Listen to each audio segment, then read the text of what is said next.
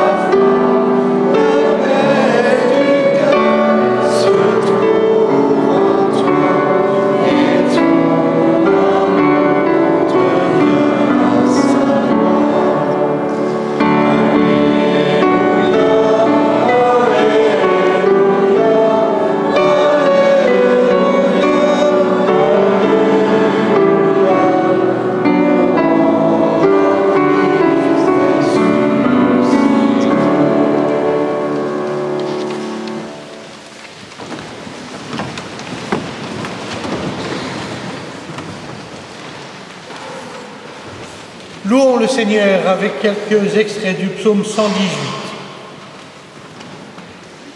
Célébrez l'Éternel car il est bon, car sa bienveillance durera toujours. Du sein de la détresse, j'ai invoqué l'Éternel. L'Éternel m'a répondu, il m'a mis à l'aise. L'Éternel est ma force et mon chant. Il est devenu mon salut. Je ne mourrai pas, je vivrai et je redirai les œuvres de l'Éternel. Je te célébrerai parce que tu m'as répondu, parce que tu es devenu mon salut. La pierre qu'ont rejetée ceux qui bâtissaient est devenue la principale, celle de l'angle. C'est ici la journée que l'Éternel a faite. À cause d'elle, soyons dans l'allégresse et dans la joie. Béni soit celui qui vient au nom de l'Éternel. Nous vous bénissons de la maison de l'Éternel. Célébrez l'Éternel car il est bon, car sa bienveillance durera toujours. Louons le Seigneur encore avec le réponse suivant.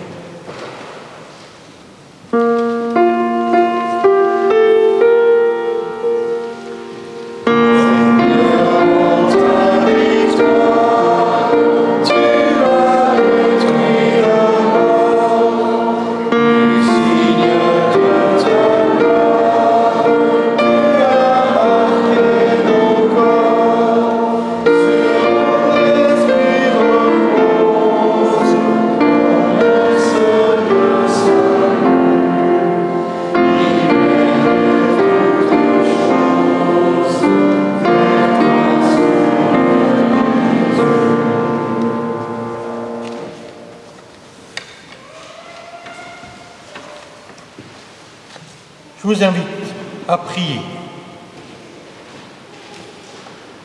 Éternel, nous confessons devant toi qu'il y a encore en nous des pierres trop lourdes à rouler, des pierres de rancune, d'orgueil, de convoitise et d'incrédulité. Elles ferment le tombeau de nos blessures secrètes et les cavernes obscures de nos souffrances, souffrances cachées. S'il est vrai qu'au matin de Pâques, la pierre a été roulée, nous t'en prions, viens maintenant ôter la pierre qui ferme notre cœur. Éternel, roule la pierre de nos tombeaux, que ta lumière transperce nos obscurités. Roule la pierre de notre maison, de notre cellule, que ton souffle balaye nos inquiétudes et nos timidités. Roule la pierre de nos peurs, que nos esprits s'ouvrent à ta confiance. Roule la pierre de notre indifférence, que notre cœur s'élargisse à l'accueil et à l'amour du prochain. Roule la pierre de nos enfermements, que notre marche nous conduise sur des chemins d'espérance. Roule la pierre de notre incrédulité, que l'annonce de Jésus ressuscité devienne la grande rencontre de notre vie. Amen. Oui, notre Rédempteur est vivant. C'est ce que je vous propose de chanter maintenant.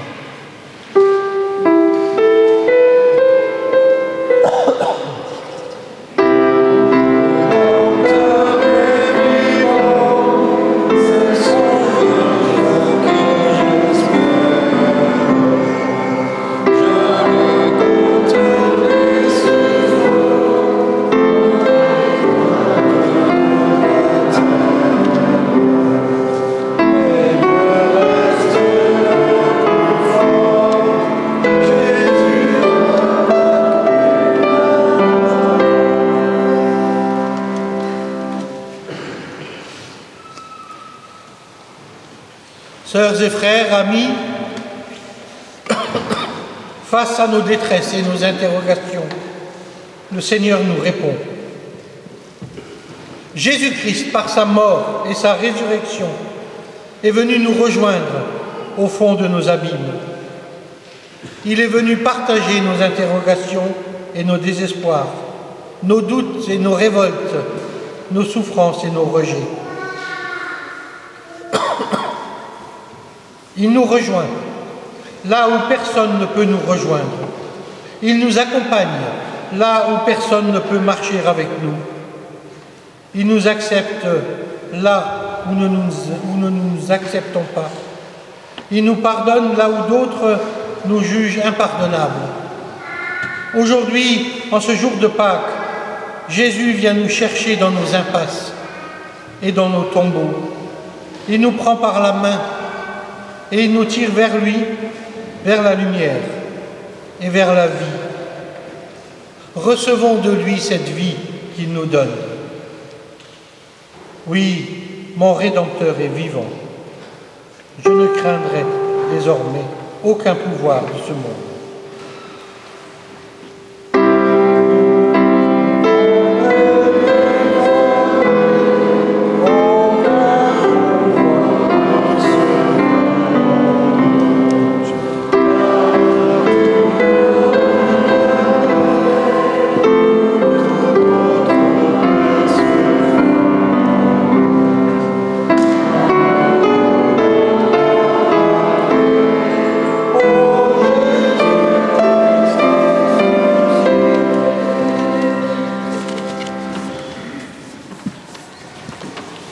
Nous entrons maintenant dans la période de liturgie du baptême. Alors j'invite la famille qui a prévu un morceau de musique à monter.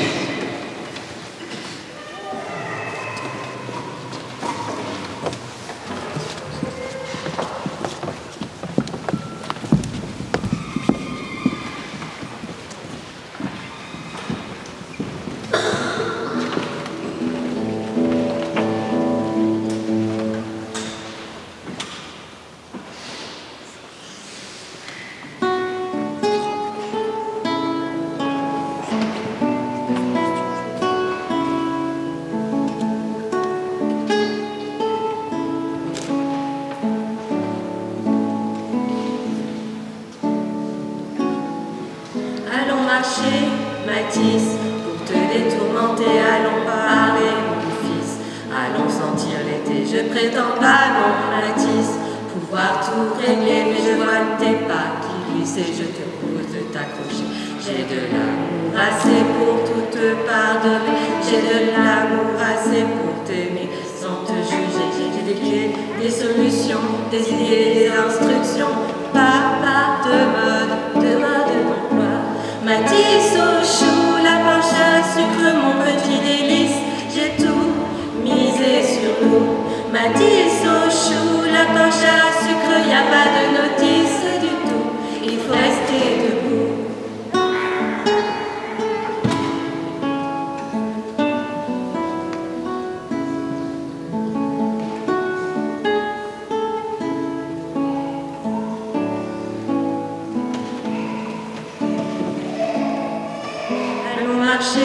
Mathis, je te dirai ce que je sais, quelques coups, quelques vis, quelques pièges à éviter. Je vais t'écouter, Mathis, tu verras qu'en formulant, tu vas dessiner l'esquisse, la solution de mon cerveau. J'ai de l'amour assez pour ton soir, tu sais la vie, c'est pas faire cesser, juste bien se cerner. J'ai des clés, des solutions, des idées, des instructions, pas de mode d'emploi. Mathis au chou, la planche à sucre, mon petit délice, j'ai tout misé sur nous. Mathis au chou, la planche à sucre, y a pas de notice du tout, il faut rester debout.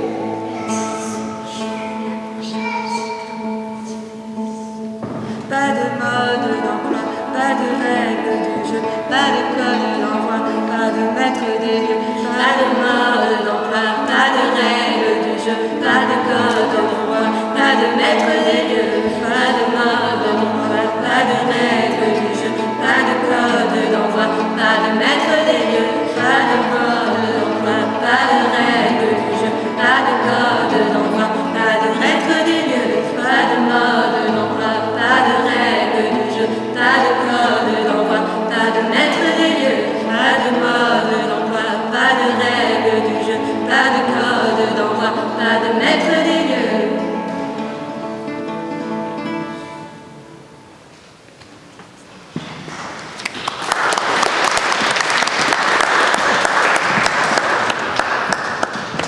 Merci beaucoup.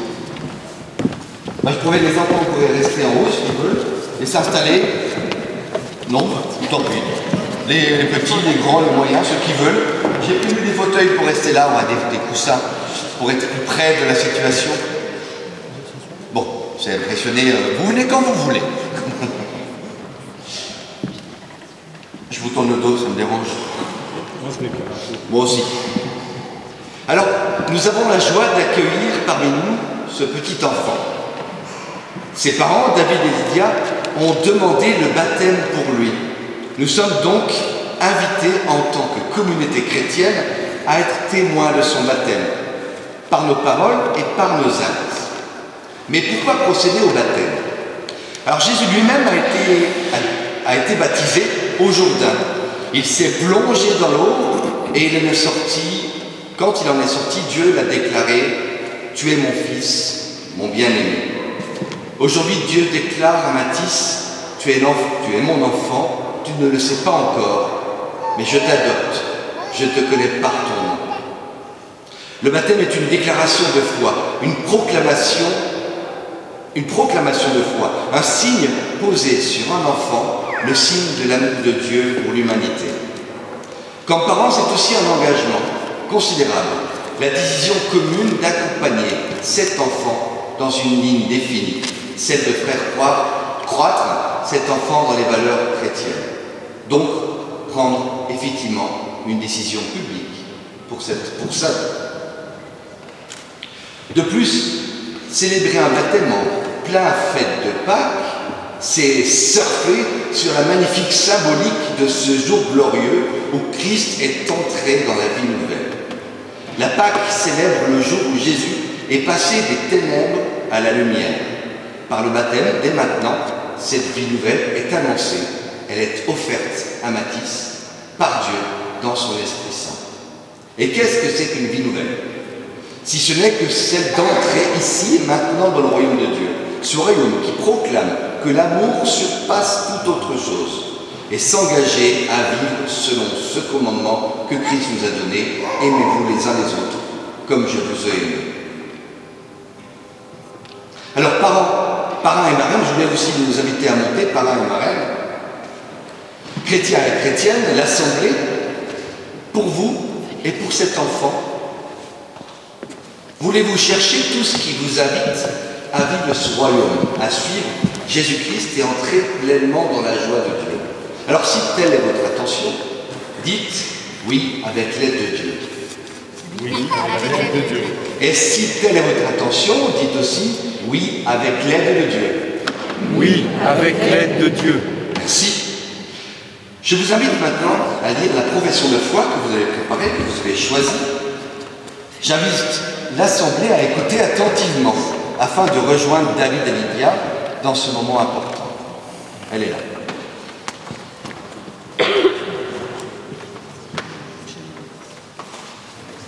Jésus-Christ est le pain de vie. Celui qui vient à lui n'aura jamais faim, et celui qui croit en lui n'aura jamais soif. Jésus-Christ est la lumière du monde. Celui qui le suit ne marchera pas dans les ténèbres, mais il aura la lumière de la vie. Jésus-Christ est la porte. Si quelqu'un entre par lui, il sera sauvé. Il entrera et il sortira, et il trouvera avec abondance. Jésus-Christ est le bon berger.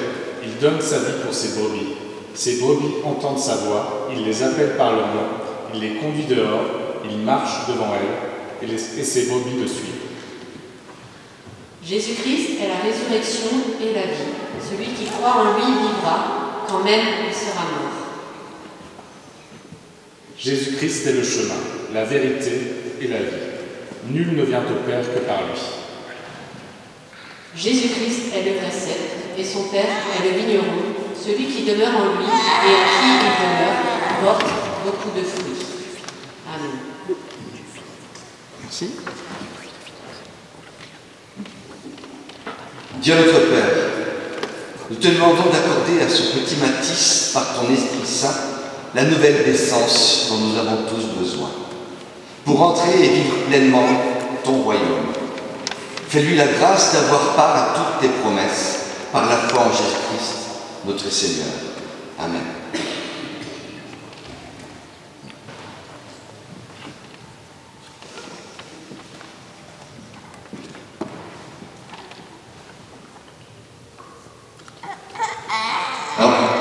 votre enfant va être baptisé au nom du Père. De la même manière que vous avez aimé cet enfant avant même sa naissance, Dieu a aimé l'humanité avant même son existence. Cet amour donne un sens à notre existence. Nous ne sommes pas le hasard de la vie, nous sommes voulus. Nous sommes aimés de Dieu, sans avoir besoin de se justifier, de se prouver, d'être performant, d'avoir du succès, d'être parfait. Votre enfant va être baptisé au nom de Jésus-Christ. Jésus, le Christ. Il est pour nous l'exemple parfait d'une vie qui manifeste le royaume de Dieu que nous sommes appelés à vivre intensément. Il en est mort, rejeté par les humains, mais Dieu l'a ressuscité pour nous permettre de sortir de la culpabilité. En effet, Christ est ressuscité pour nous ouvrir à la voie, à l'épanouissement, à une vie pleine, une vie entière, non pas par nos forces, mais par la grâce de Dieu manifestée. Quel prénom avez-vous donné à Mathis? Ouais, je l'aime bien la faire ça. Elle était prévue, je crois que je les avais prévus que je la ferais. Alors quel prénom vous avez donné à cet enfant? Mathis. Tu le crois? C'est un joli prénom. Enfin oui. Je ne sais pas pourquoi je dis ça. Alors je vous invite à vous rapprocher.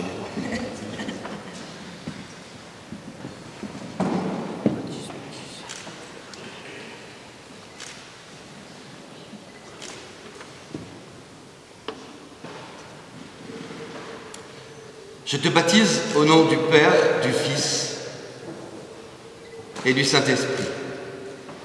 Ne crains point, car je t'aime.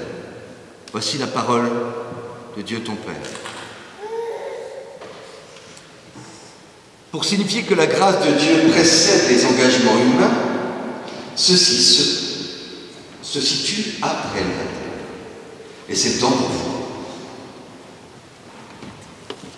Parrain, marraine, vous avez demandé le baptême de Mathis pour répondre à l'amour de Dieu que Dieu lui a donné, d'ores et déjà reçu, votre petit Mathis dans son royaume. Maintenant, par votre exemple, votre appui, vos prières, vous le soutiendrez pour qu'il puisse dire lui-même oui à son baptême. Chers parents de Mathis, David et Lydia, lors de notre rencontre, je vous ai demandé quelles étaient les valeurs qui pour vous étaient celles du protestantisme.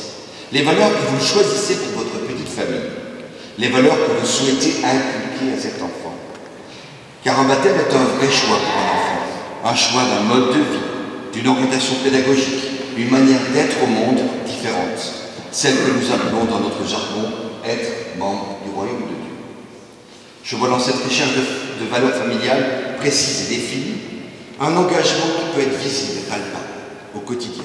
Alors maintenant, nous vous écoutons. Bonjour à tous. Aujourd'hui est un jour spécial pour toi, Mathis, notre petit bonhomme. Nous souhaitons officialiser ton entrée dans la vie à travers le sacrement du baptême. Et nous sommes ravis de partager ce jour avec nos familles, ta famille, dans ce magnifique cadre qu'est le temple Saint-Étienne. Mathis, en choisissant le baptême au sein de la communauté protestante réformée de Mulhouse, nous aspirons à ce que tu puisses découvrir la richesse de ces enseignements et qu'elle puisse t'aider à construire ton chemin dans la vie et t'apporter du soutien en cas de besoin. C'est aussi la façon dont nous voulons t'accompagner dans la découverte spirituelle et t'offrir un cadre aimant et stimulant pour que tu puisses être libre de choisir ce en quoi tu crois. En outre, en tant que parent, nous souhaitons que tu construises ta vie future en t'appuyant sur certaines valeurs. Nous te promettons de te guider dans cette voie. Voici les valeurs qui sont chères à nos yeux. L'honnêteté. On espère que tu seras toujours franc et sincère, qu'on pourra toujours compter sur toi. Le respect. Que tu traites tout le monde avec la même estime que celle que tu souhaiterais avoir en retour. L'esprit critique. On veut que tu te poses des questions, que tu réfléchisses par toi-même, que tu ne crois pas tout ce qu'on te raconte. N'oublie pas que même les adultes se trompent parfois, même souvent. L'empathie, que tu saches te mettre à la place des autres, que tu aies un grand cœur, car c'est dans la compréhension mutuelle que se tissent les liens les plus forts. Et enfin, l'humour, surtout garde toujours le sens de l'humour en toutes circonstances, et quoi qu'il advienne, rigole toujours aux blagues de ton papa. Son parent aussi, ton papa. Bon, la marraine aussi, hein, elle sait faire des blagues. Elles sont vraiment drôles, celles-là. Mathis, nous ferons toujours de notre mieux, mais il n'est pas impossible que nous perdions le cap. C'est pourquoi nous t'avons choisi un super parrain et une géniale marraine. Merci à vous deux, Elsa et Arnaud, d'avoir accepté de nous épauler. C'est un rôle important dans la vie de Mathis et on est heureux de vous avoir à nos côtés. Mathis, notre petit cœur, papa et maman t'aiment très fort. Nous te souhaitons une vie remplie d'amour, de rire et de sagesse.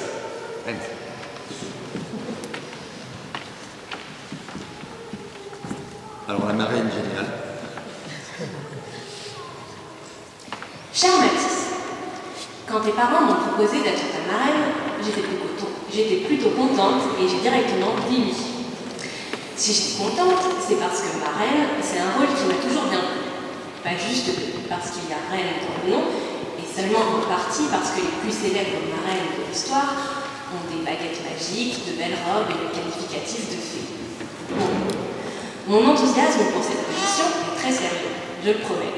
J'ai bénéficié moi-même de 2 marraines plutôt cool, qui ont pu m'apprendre les ficelles du métier, et je sais que cette formation prestigieuse sera non négligeable dans la construction de notre chemin ensemble. En outre, ma première expérience en la matière, avec la cousine Clotilde, se passe plutôt bien. Il me semble qu'elle est tout à fait satisfaite de mes services, donc j'estime avoir toutes les qualités requises pour le job. Tu veux qu'on vérifie auprès de Clotilde? Alors Clotilde, Elle se fout la tête. mais surtout, je crois que j'étais contente, parce qu'au fond, être ta marraine, ce sera un boulot plutôt facile. Premièrement, parce que tu es infiniment mignon, et je suis 100% certaine que ça ne changera jamais, même dans les affres de l'adolescence. Deuxièmement, parce que tes parents sont des gens bien, et que les valeurs qu'ils ont choisies pour guider ta vie sont des valeurs à propos desquelles ils n'ont pas trop eu besoin de me convaincre. Ce sont des valeurs qui sont partie prenante de ma vie d'adulte et qui ont été inscrites en moi lors de mon parcours de chrétien. Après, je ne prétends pas non plus être une spécialiste et je ne te demanderai jamais d'en être un. Les valeurs de respect, d'esprit critique, d'honnêteté, d'empathie et d'humour représentent plus des objectifs à atteindre, une direction dans laquelle se tourner au quotidien. Et parfois, même souvent, ce sera difficile de garder le cap. Quand tes parents t'interdiront de regarder la télé après le repas, alors que tu étais en plein épisode de ta série préférée, et qu'il ne reste que 10 minutes et que c'est vraiment injuste, peut-être que le respect ne sera pas ce qui te viendra le plus naturellement. Mais j'espère que tu te souviendras que de façon générale, tes parents ne te veulent que du bien, et que parfois ils sont fatigués, et que quand tout le monde est dans un mood, l'ambiance générale est quand même plus sympa. Quand ton influenceur préféré, qui est pourtant si cool et qui a si souvent raison, lancera son premier jeu vidéo en financement participatif alors qu'il n'a aucune expérience dans le domaine, peut-être que ton sens critique sera un peu handicapé.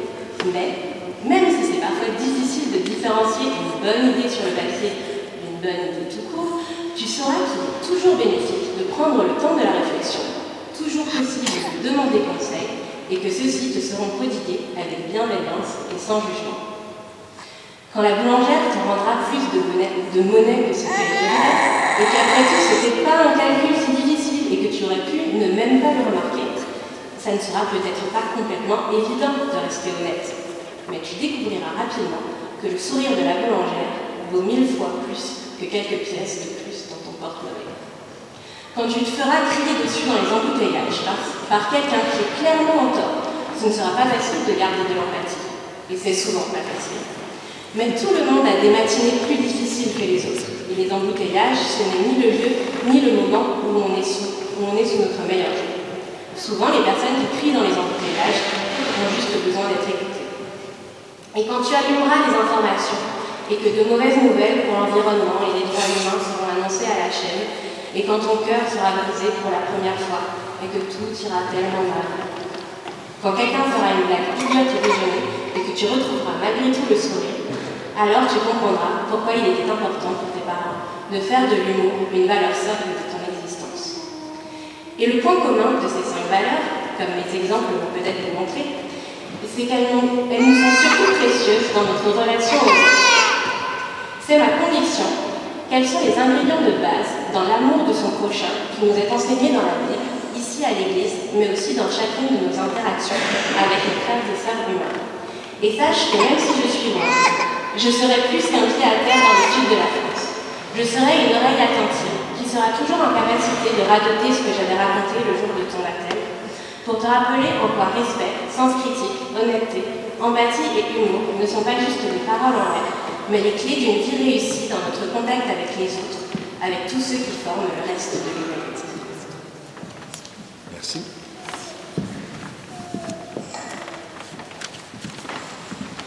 Je crois que c'est super parrain le paramètre, c'est ça? Super parrain.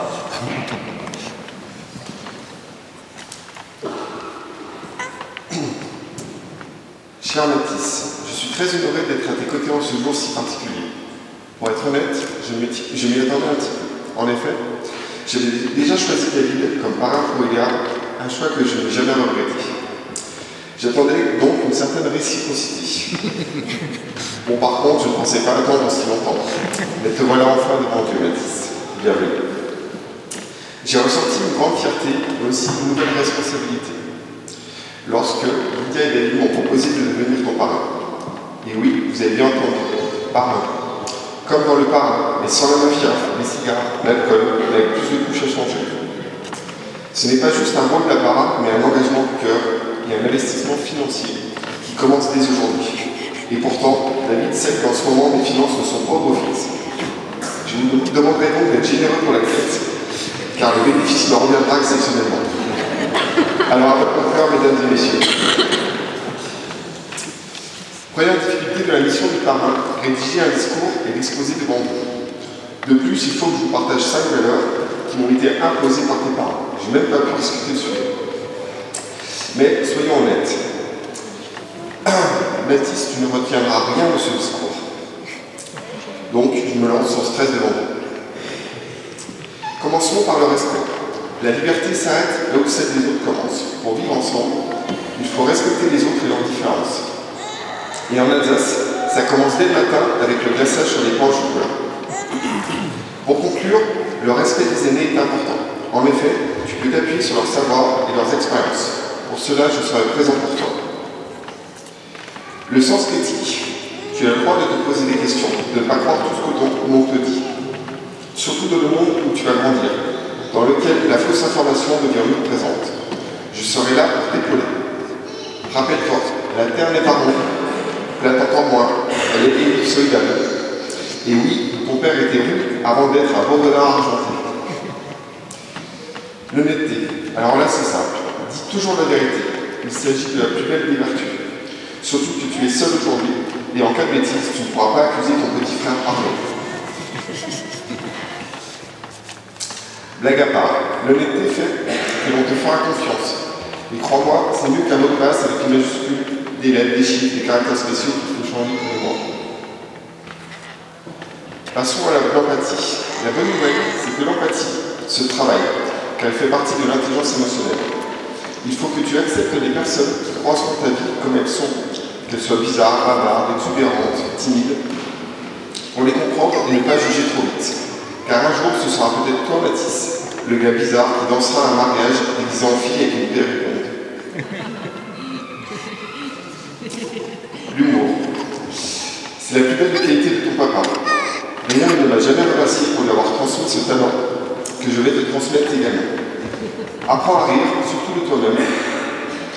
Le rire est le propre de l'homme et de la femme, même si on peut rire de tout, mais pas avec tout le monde.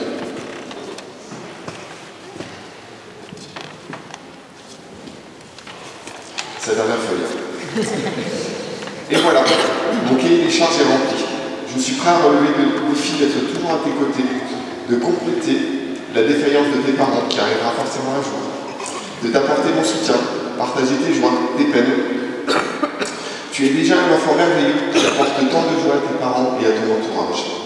Et n'oublie jamais, avec un bon sens critique, beaucoup d'humour, un peu de respect, de l'empathie et une honnêteté quotidienne, tu seras prêt à faire face à tout, même aux réunions de famille, Ton Père qui t'aime prend t'accompagner sur le chemin de la vie.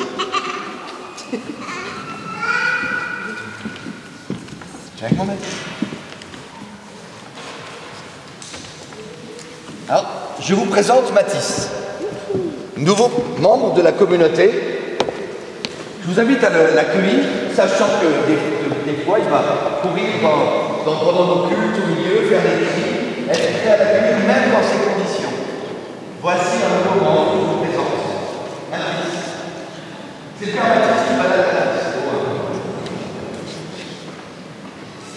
À l'accueillir même quand il aura grandi et qu'il vous reprochera plein de choses, d'être trop vieux, trop aigri, trop difficile. Même quand il décidera d'aller voir ailleurs, même quand il deviendra grand et qu'il voudra, je ne sais pas, manifester son désaccord. Jusque-là, accueillez-le comme membre de votre communauté. Si vous êtes d'accord, dites avec moi, oui, avec l'aide de Dieu. Oui, avec l'aide de Dieu. Vous n'avez pas entendu? Oui, avec l'aide de Dieu. Merci.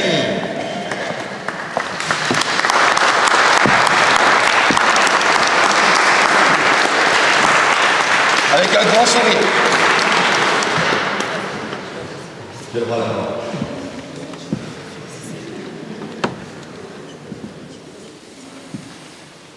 Nous allons finir avec la prière, l'exhortation. Sonia?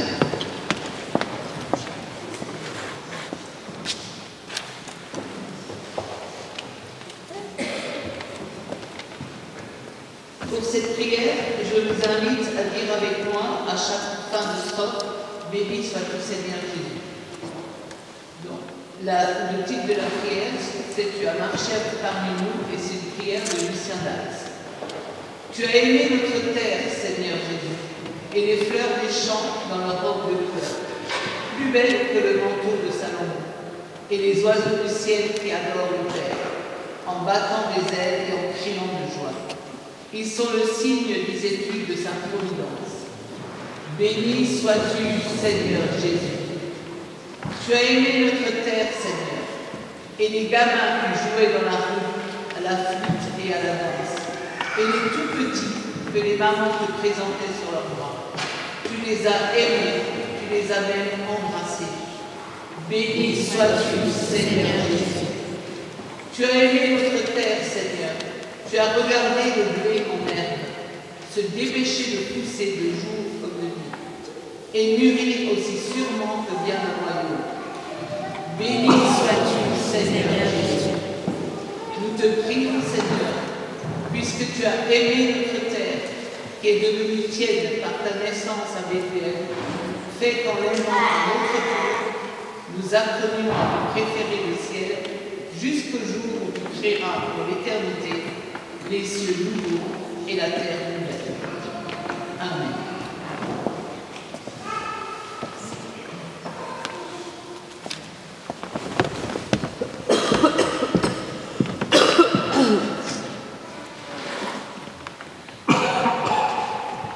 Je crois que c'est...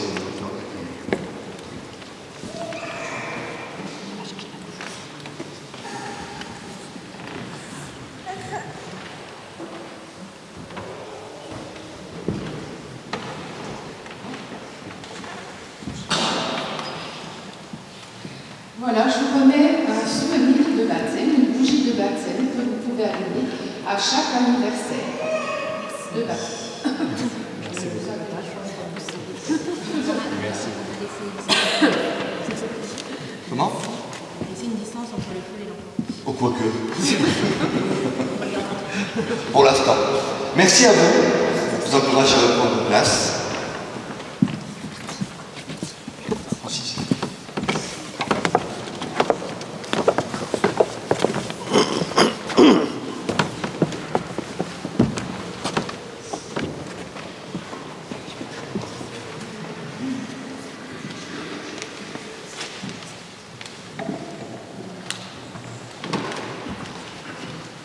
Avant de nous mettre à l'écoute des Écritures, je vous invite à la prière.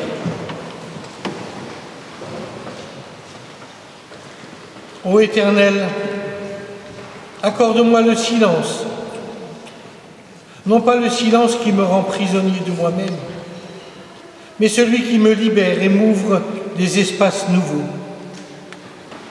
Non pas le silence de l'absence, du monologue solitaire, mais celui de l'intimité en ta présence. Non pas le silence de la nuit ou du désespoir, mais celui qui attend la lumière de l'aurore et de l'espérance de Pâques. Celui qui écoute le murmure de ton esprit et qui éclaire pour nous ta parole. Amen.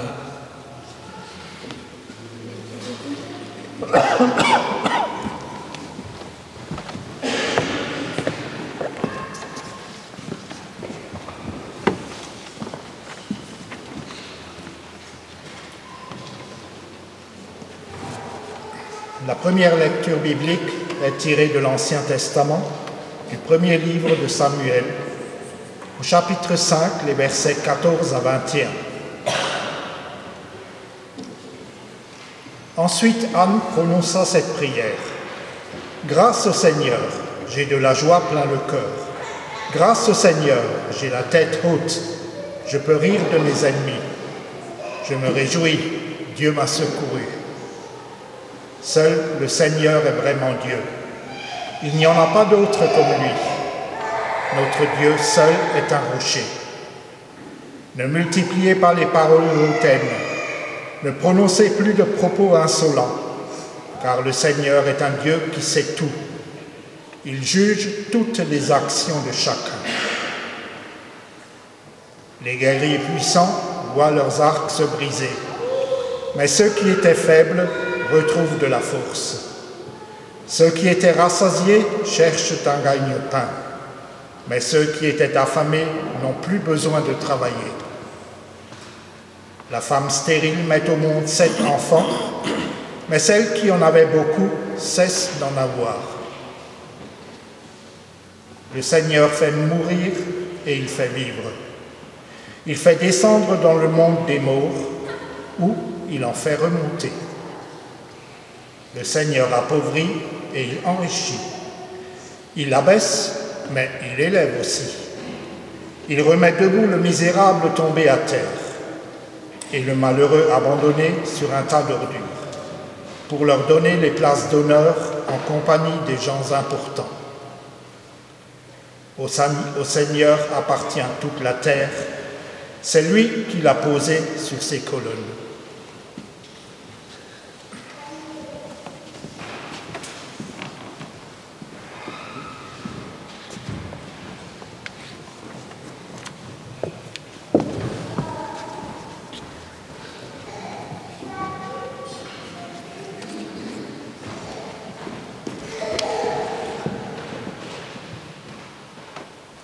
Nous lisons ensuite dans la première épître aux Corinthiens, chapitre 11, les versets 1 à 11.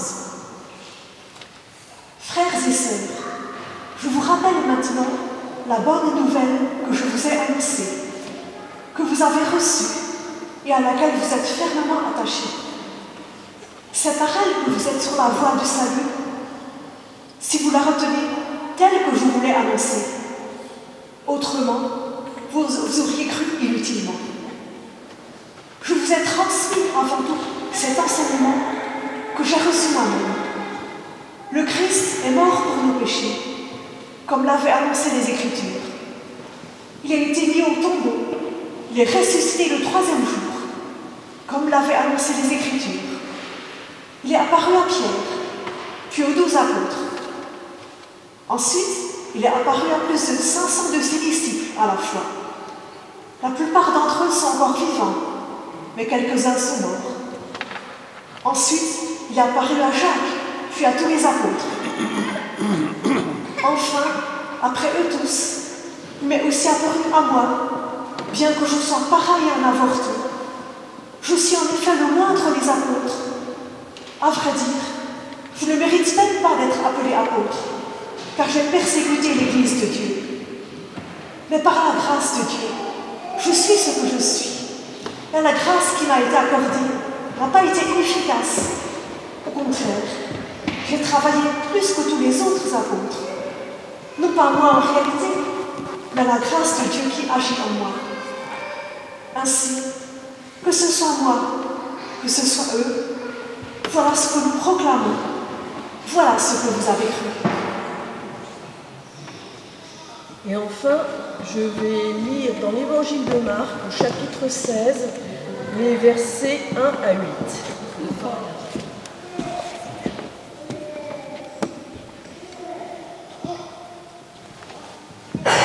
Quand le jour du sabbat fut passé, Marie de Magdala, Marie mère de Jacques et Salomé achetèrent des huiles parfumées pour aller embaumer le corps de Jésus.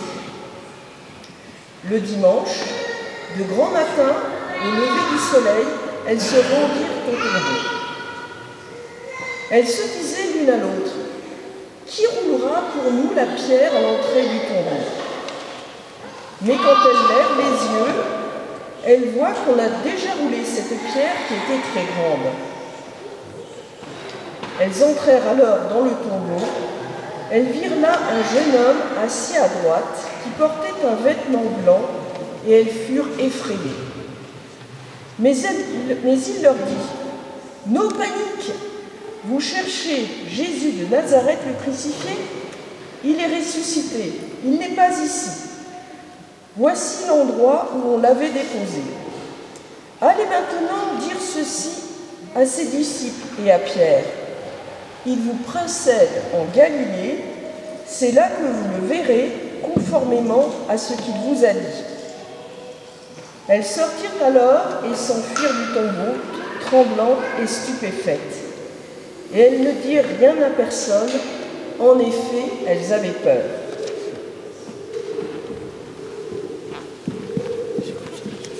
On pose maintenant le cantique qui a été choisi par Lydia pour ce moment. Tu peux naître de nouveau. Et merci à Jean-Jacques qui l'a découvert hier soir.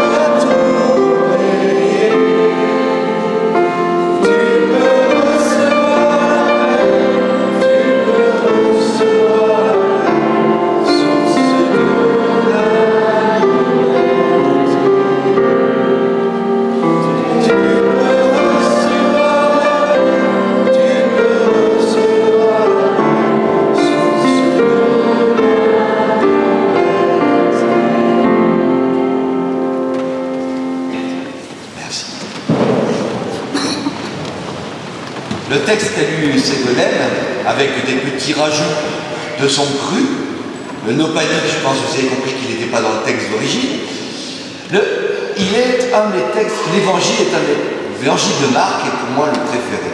Alors j'ai un peu triché, parce que le texte du jour pour amener à la réflexion était dans l'évangile de Jean. J'ai triché, mais je suis obligé de le dire, puisque une des valeurs que vous avez choisies est l'honnêteté, donc je suis honnête, j'ai triché. Alors, cette valeur est fondamentale, tiens, à ce propos, la notion d'honnêteté. Vous avez tout à fait raison de la mettre en premier. Car être honnête avec soi-même, se montrer comme on est, c'est essentiel, c'est le début d'une croissance. Notre honnêteté nous permet de nous regarder dans le miroir. Celui qui ment ou qui se ment perd doucement contact avec lui-même. Alors comment se faire confiance quand on ne se fait pas confiance, quand on se sait malhonnête? Et cette valeur, je la découvre chez nos amis, les femmes qui vont au tombeau, dès le matin. Je me demande où sont les hommes à ce propos. Souvent ailleurs. Alors qu'elles ont certainement vécu les pires journées de leur vie, perdu ce qui comptait le plus pour elles, c'est avec honnêteté qu'elles se lèvent pour accomplir le rituel. Elles accomplissent ce qu'elles ont à faire et ne se dérobent pas. Elles sont fiables. Elles ne sont pas en train de monter un complot, d'imaginer les représailles ou la meilleure manière de prendre la fuite. Elles sont là, debout dès l'aube, pour accomplir leur tâche. Je pense que les hommes se sont retrouvés dans les autres parties. Elles ont fait aussi preuve d'un grand respect. Respect pour ce qui est mort. Elles veulent lui apporter les hommages que l'on donne à un mort. Elles sont parties dès l'aube pour accomplir ce qu'elles aimeraient que d'autres fassent pour elles, à leur mort. Ces rituels qui étaient très importants. Un hommage rendu à la personne et une forme de respect, mais un respect de la vie, une prolongation de la vie. Alors l'embaumement du corps est un parfum de vie après la mort, un moyen de conserver la vie même après la mort. C'est une manière de faire reculer l'odeur de la mort, par respect de la vie. Par respect de la vie, pour la personne, faire reculer la mort. J'aime bien cette idée de vouloir faire conserver une odeur de vie, de mettre en valeur la vie. Vouloir maintenir la vie contre la mort. Le respect du vivant.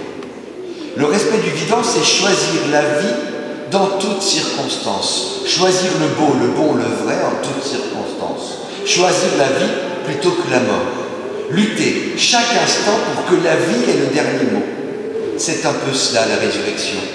Choisir la solution qui ouvre à la vie. Il me semble que ce respect de la vie et du vivant ouvre la voie à la suivante de vos valeurs, à la valeur qui est celle de l'empathie. Je m'explique. Cette valeur est pour moi une conséquence des deux premières. Lorsqu'on est honnête avec soi-même et avec l'autre, il n'y a plus de faux semblants. On se présente comme on est, dans sa vérité fondamentale. L'honnêteté ouvre à la capacité de s'accepter, ouvre à la capacité de respecter la vérité de ses propres forces, de ses propres faiblesses. Et lorsque ce respect devient mutuel, réciproque, on entre dans une relation d'empathie. C'est la capacité que l'on peut avoir à comprendre les réactions de l'autre et de se placer de telle manière que l'autre se sente mis à l'aise. C'est un peu ce que tente le jeune homme vêtu de blanc à la place du corps de Christ disparu. Un tombeau ouvert, le mort absent, un mec assis en blanc à la place du mort. Honnêtement, il y a de quoi flipper. Nos paniques. Alors il essaie tant bien que mal de les réconforter, les apaiser, calmer un peu. Tiens, j'y pense, on arrive à la valeur suivante. Il y a toujours moult interprétations possibles d'un seul événement unique. Je dirais que chaque personne présente à un événement aura sa propre analyse. Chaque situation fait appel à notre capacité d'analyse, faire appel à notre esprit critique. Je suis souvent affolé devant la disparition progressive, justement, de l'esprit critique. Les médias, les réseaux, les groupes, les religions, les communautés, les politiciens, chacun y va de son analyse, et il devient difficile d'avoir sa propre idée. Mais surtout aujourd'hui, nous sommes tous dans des réseaux, je dirais même des silos, qui alimentent une seule et unique manière de penser et d'analyser la situation. Il devient de plus en plus difficile d'avoir un esprit critique, car l'environnement que nous choisissons, ce cielo, finit par devenir une influence sur tout ce que nous pensons. Il est difficile de penser autrement que le groupe dans lequel on intervient. Difficile de penser autrement que dans notre silo. On défend l'esprit critique comme étant la juste analyse des situations, avec le plus de pragmatisme et de réalisme possible. Mais je crois qu'il n'y a pas d'esprit critique sans un peu de conviction. Sans quoi nous croyons influence considérablement notre esprit critique. Je vais prendre comme exemple le texte du jour.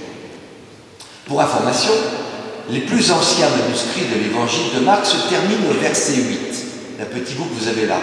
La partie qui est derrière est un ajout qu'on estime autour du IIe siècle.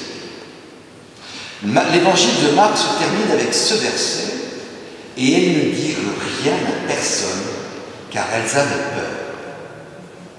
Si on en reste là, si les femmes ne disent rien à personne, nous n'avons rien à fêter aujourd'hui. La résurrection n'a pas lieu, puisqu'elles ne disent rien à personne. Et la seule chose qui reste, après la peur des femmes, est la foi. La résurrection n'est pas un événement qui se raconte, c'est quelque chose en quoi l'on croit. Et c'est justement le début de l'esprit critique.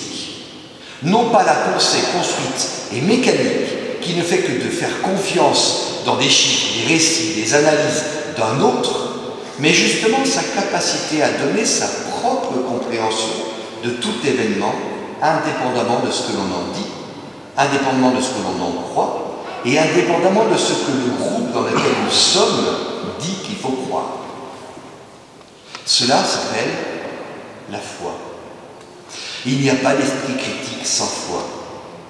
Ça démarre toujours sur la foi que l'on donne en un récit, la foi que l'on donne à une personne, la foi que l'on donne en une analyse.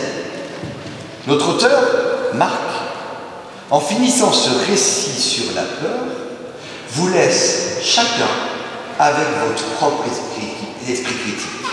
Il n'est pas question de démontrer la résurrection, il n'est pas question de définir ou même la prouver, il s'agit de partir de son propre esprit critique, de décider si on veut choisir la vie ou choisir la mort.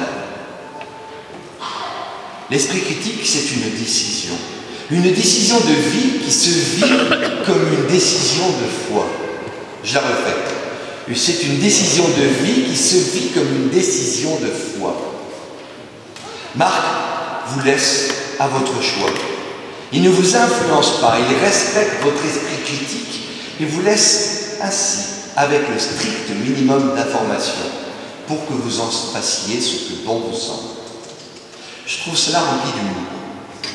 Tiens, encore un clin d'œil à vos valeurs. Mais le plus marrant est à venir. Souvenez-vous de ce que dit le mec assis en blanc là dans le tombeau.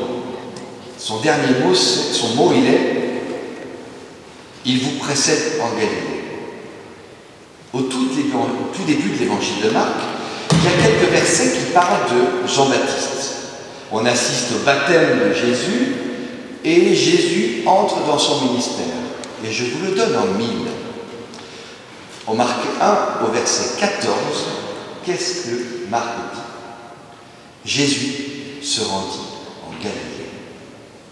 Marc nous renvoie au début de l'histoire. C'est ainsi, une boucle. Il nous relance sur les pas de Jésus. Il nous relance au début du ministère de Jésus. Une façon de dire, la résurrection, c'est un recommencement. On recommence, on relance, on repart à zéro. Je trouve cette pirouette remplie d'humour. Marc nous dit que la résurrection, repartir au début, c'est repartir à zéro, tout recommencer et se mettre à la suite de Jésus, être son disciple, suivre son chemin. Va et fais le même. Alors vous voyez, nous pouvons prouver que de profondes réponses à vos valeurs. Et nous pouvons trouver même un lien biblique avec vos valeurs familiales. Entrez dans ces valeurs qui sont celles d'un nouveau départ que l'Évangile nous préconise.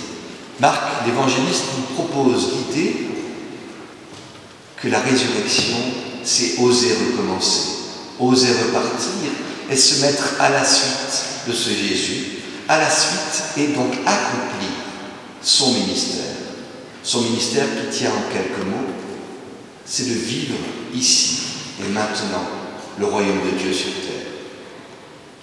Alors portez haut vos valeurs, portez haut les valeurs que vous avez choisies pour accompagner Matisse. Portez haut ces valeurs qui sont fondamentales et profondes et qui vous permettront de croître et qui permettront à Matisse de croître en beauté, en bonté et en sagesse. Que le Seigneur vous bénisse et vous garde. Amen.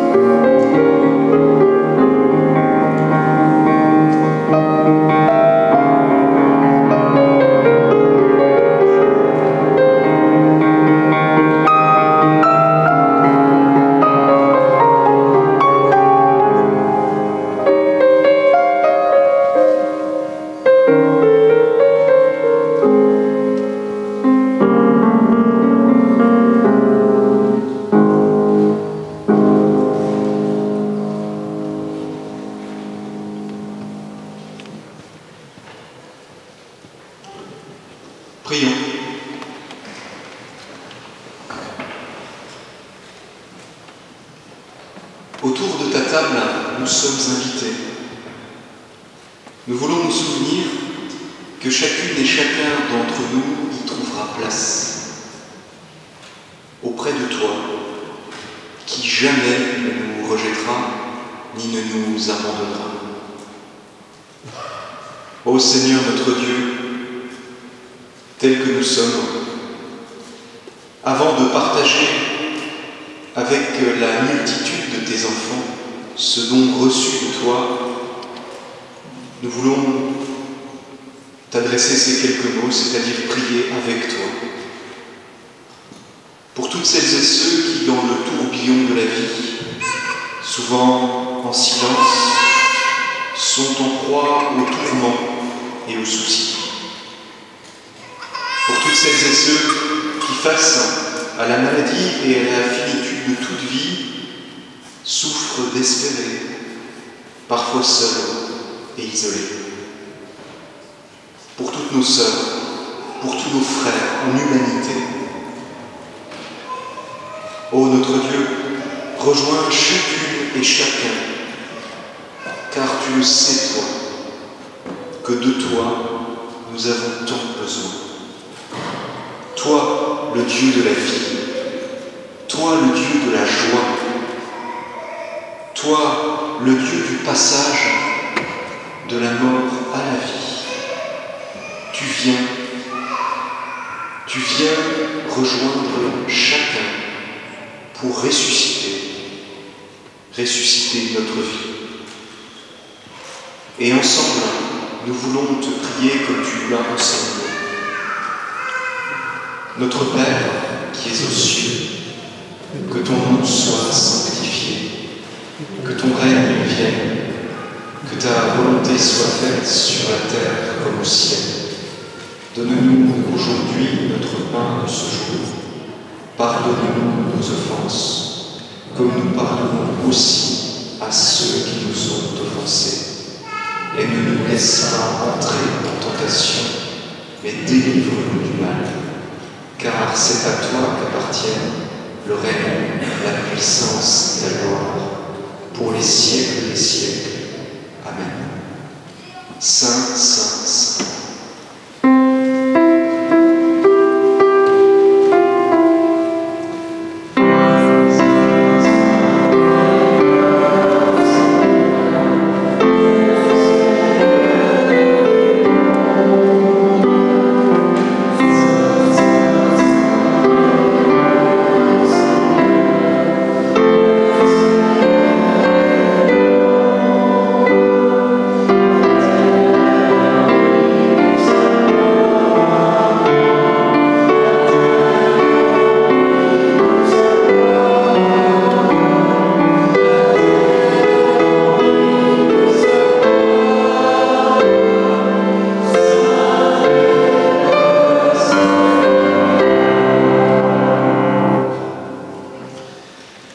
Jésus, la nuit où il fut livré, célébra la Pâque avec ses disciples en partageant avec lui un simple repas.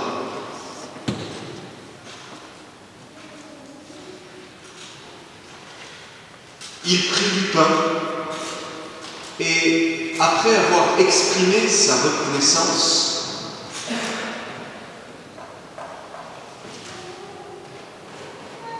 le partagea et le donna à ses disciples en disant : « Ceci est moi qui vous ai donné. Faites cela en ma mémoire. »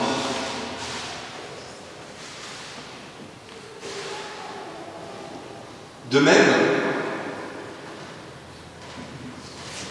il prit une coupe et, après avoir remercié, il la donna à ses disciples en disant : « Prenez cette coupe et partagez-la entre vous. Dans cette coupe est la nouvelle alliance, ma vie donnée pour vous. »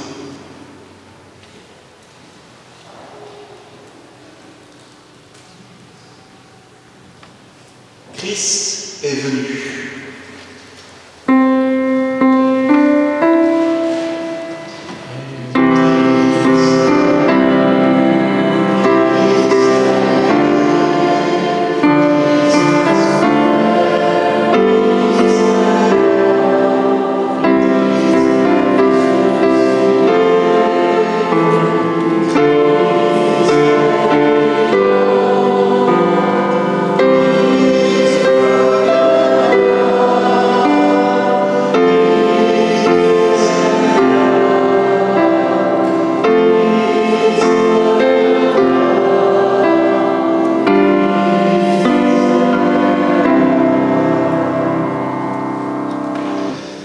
Comme Jésus a rassemblé ses disciples pour le partage du repas, toutes et tous, chacune et chacun d'entre vous, tel que vous êtes, est invité autour de la table. Il y a de la place pour chacune et pour chacun. Alors, je vous invite, si vous le souhaitez, à vous lever pour, former un cercle à partir de la table de communion sur la scène, pour ensuite, peut-être s'étendre vers les galeries. Voilà, si vous y parvenez, juste devant les chaises. Je vous invite à vous lever et à trouver place.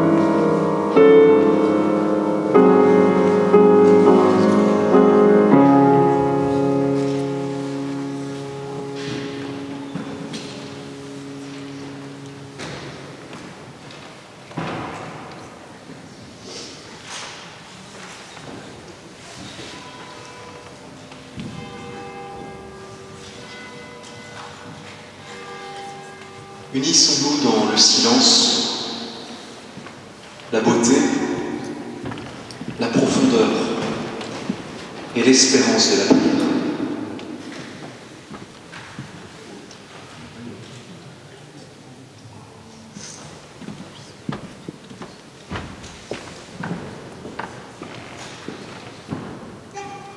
Notre Dieu, merci. Merci pour cette vie que tu nous donnes, pour ta parole qui donne, qui redonne sens et espérance à notre vie, pour ta présence qui, au cœur même de nos fragilités, nous donne de nous relever vraiment. Donne-nous, notre Dieu, d'être témoins.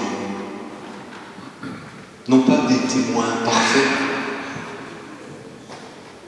des témoins de ta réconciliation, des témoins de ta résurrection. Oh oui, Seigneur notre Dieu, donne-nous la joie de vivre. Amen. Je vous invite à reprendre place.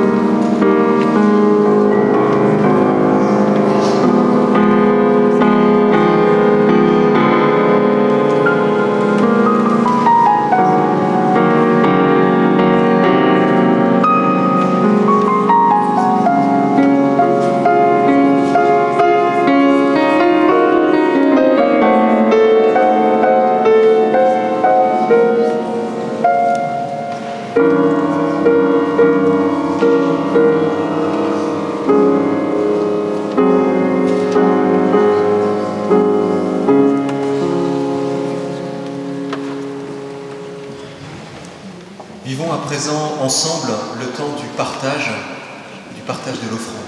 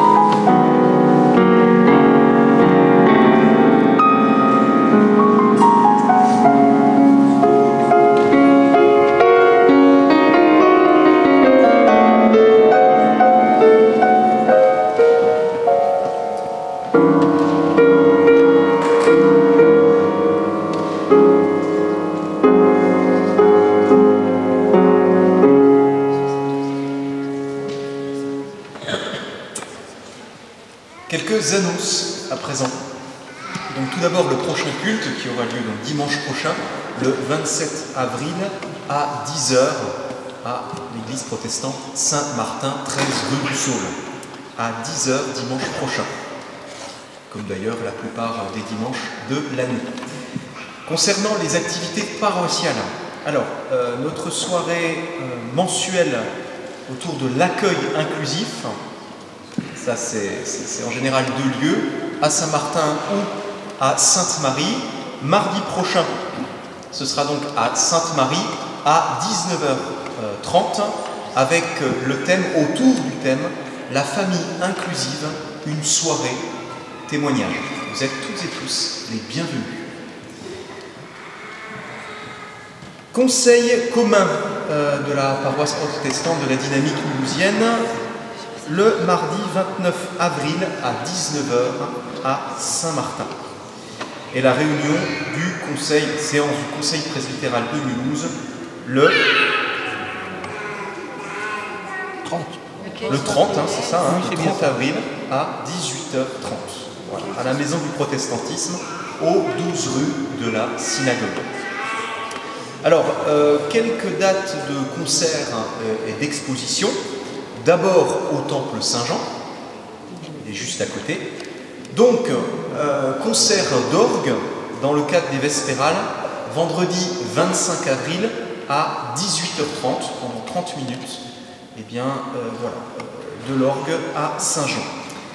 L'exposition qui démarre, intitulée « Juifs et chrétiens plus proches que tu ne le penses », du 28 avril au 16 mai, du lundi au jeudi pour les scolaires de 14h à 17h et du lundi au jeudi pour tous de 17h à 19h30, le samedi de 14h à 18h. Alors je ne doute pas que vous avez enregistré ça dans votre esprit, c'est sans doute. Vous retrouverez ça de toute façon sur le site internet de la dynamique mulhousienne et aussi le site internet du Temple Saint-Étienne de Mulhouse. Vous recherchez dans Google, c'est en général en première ligne. Et donc justement la programmation culturelle du Temple Saint-Étienne. Donc vendredi prochain, le vendredi 25 avril à 20h, du jazz avec l'ensemble Art of Jazz Orchestra. Il y aura une billetterie qui sera sur place et en ligne, le vendredi 25 avril à 20h. Le samedi 26 avril à 17h, l'heure musicale avec l'orchestre Intermezzo. C'est une classe d'élèves du conservatoire de Mulhouse. Et puis le mardi 29 avril à 19h30, notre séance hebdomadaire du Ciné-Club œcuménique avec le film L'Apparition, un film de Xavier Giannoli, et en plus c'est avec Vincent Lindon. Vraiment il faut. Et jusqu'au 18 mai, l'exposition Silence, que vous aurez également le plaisir de contempler peut-être à l'issue de ce culte, une exposition de l'artiste Paul Béranger. Voilà, il ne nous reste plus qu'à chanter, qu'à nous lever pour chanter ensemble. À toi la gloire, le cantique 34, 18. Pour l'éternité.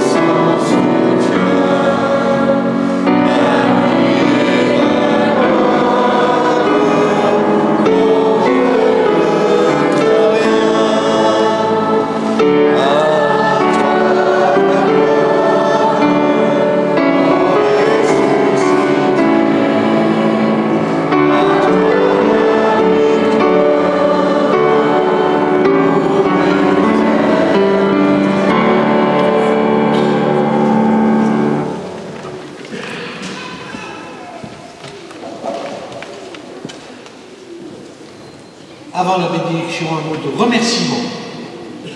Joachim n'est pas au courant. Merci à toutes celles et tous ceux qui ont permis la préparation vécue de ce culte. Je ne vais pas citer tout le monde parce que sinon je vais en oublier. Donc merci pour en tout cas la belle décoration des fleurs et la musique.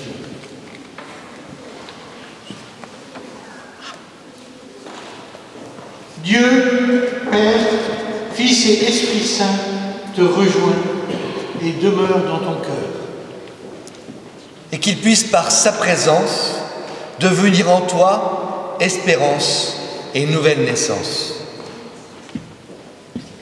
Allez, allez dans la paix, dans la joie du Christ, relevez, ressuscitez. Amen. Amen. Amen. Que le Seigneur vous bénisse et vous garde. Un très bon dimanche.